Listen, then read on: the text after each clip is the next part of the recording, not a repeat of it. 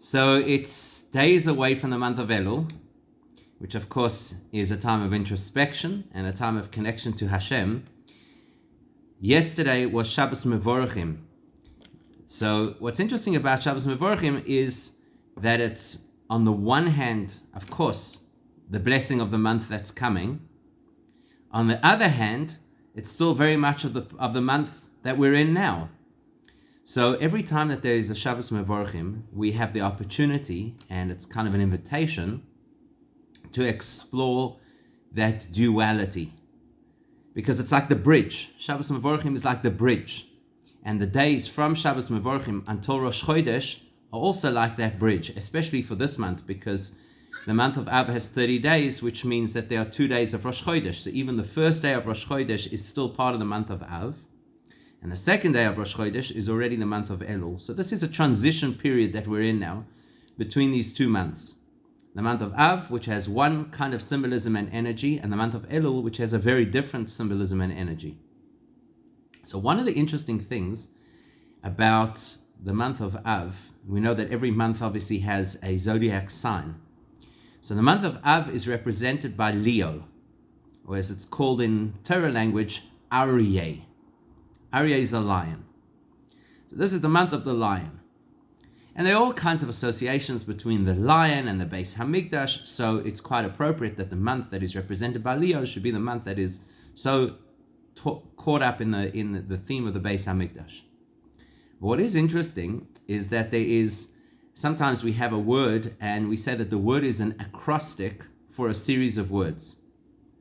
So one of the acronyms that's associated with the word Aryeh is that Aryeh is spelled Aleph, Resh, Yud, Hey. And so Aleph stands for Elul, Resh stands for Rosh Hashanah, Yud stands for Yom Kippur, and Hey stands for Hoshana Rabbah, which is basically, if you think about it, a map of the next 2 months. So you have Elul and then the major festivals associated with the month of Tishrei. What's interesting is that it stands for Hoshana Rabbah, because even though we always think of the end of Tishrei as Shmini Atzeres and Simchas Torah, but Hoshana Rabbah is dafka the one that is part of the theme of Rosh Hashanah and Yom Kippur, the theme of judgment and the theme of the opportunity to elicit all the brachos that we need for the coming year. So it's interesting, we haven't even started the month of Elul yet. We're in this transition period, moving from the month of Av into the month of Elul. And already you can read into this period, even into the month of Av itself, you could already read some of the theme of what's coming.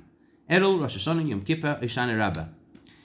And that's why it's not such a surprise for us that we have what's called a Shabbos Mevorachim, a Shabbos that blesses the period that is to come. Yet that Shabbos is anchored in this current period, because things don't happen in isolation. You know, very often people compartmentalize things and they say, okay, Av is about this, and Elul is about that, and Tishrei is about the next thing. And we don't necessarily realize that there's a flow. There's a continuum that happens from one time period to the next time period. And that's exactly what we're talking about over here. There's this flow. From the month of Av, we move into the flow of the month of Elul.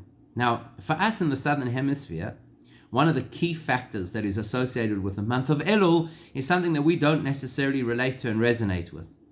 For us, Elul is spring. So now's the time of the year. The weather starts to improve a little bit. You start to see blossoms on the trees. But in the Northern Hemisphere, which is obviously where the majority of the Jewish population has historically always resided and still today resides, so Elul marks the beginning of autumn. And that's why there's an old Hasidic saying that they used to speak about the winds of Elul are blowing. Because at this time of the year, you start to get that cool breeze that is the harbinger of winter. You know? And the association is that it's the wind of Elul is also supposed to be the winds of change. So in spiritual terms, what summer and winter represent, you can pretty much divide the world into two, you can divide the year into 2 major hemispheres, the summer and the winter. So in spirituality, you can divide our whole relationship with Hashem into 2 realities, a summer reality and a winter reality. And the biggest difference between summer and winter is the temperature and the amount of light hours that you have in a day. So light would represent clarity, light would represent revelation of godliness. So if you're in a time of the year when you have more light, that would represent it's a time of the year where Hashem is, so to speak, more apparent. It's kind of easier to recognize Hashem in your world. So the summer months in the Northern Hemisphere start with the spring of Pesach. What's Pesach? Pesach is where Hashem was very revealed in people's lives. Miracles, the exodus from Egypt, and the truth is it relied very little on us. So it's not like the Jews had to perform a certain amount of things to earn the right to leave Egypt. Hashem decided that he was taking them out of Egypt because he decided. So it's a time of light, it's a time of revelation. It's essentially a time where Hashem leads the process. That's also why the association is with warmth. Because obviously if you feel that Hashem is close and you feel that Hashem is investing in your world, then you feel warm and you feel enthused and you feel uplifted. Winter is the exact opposite experience. Winter, you have to generate the light because there's not enough light hours in the day. So quite early, if you're in the Northern Hemisphere, often it gets dark very early. And you have to generate the warmth because the nature of the weather at the time, the climate is not warm. So if you want warm, you have to generate it. And so therefore that represents the way that we serve Hashem, where it's not with Hashem's leadership, so to speak. It's not with Hashem's revelation. We have to do the work. We have to invest. We have to try. And that's why this time of the year is where we have to do teshuvah, and we have to daven, and we have to connect to Hashem. So we're now in the transition period between the two. This is the transition period. We're coming off the summer months. In spiritual terms, we're coming off that period where Hashem feeds us our spiritual inspiration. And we're entering into the period where we've got to start to do the work ourselves. And that's why Elul is always marked by Ani ledoidi vedoidi li. That I have to take the initiative to approach the one who I love, which is Hashem. And only after I've done that and I've invested, then vedoidi li, there'll be a response. Then I'll feel that I've achieved and I'll feel the level and experience of connection. So this transition period, as we go from the one to the other, it's not like a full stop. It's not like there's some kind of a chasm. Hashem just switches off the lights, like load shedding or something, where you lose power just like that. There's a transition. You get to bless the month of Elul while you're still in the summer experience. You even get to enter the month of Elul, the first day of Rosh Chodesh Elul, you're still in the month of Av, you're still in the summer experience. Because ultimately, even when Hashem expects of us that we should step up to the plate and invest our own efforts, which he does. In fact, you could say that that's the primary aspect of Judaism, is our input, not the great miracles. Everybody loves miracles and everybody loves revelation. But ultimately, the reason Hashem put us on this earth was for us to invest and for us to work and for us to earn.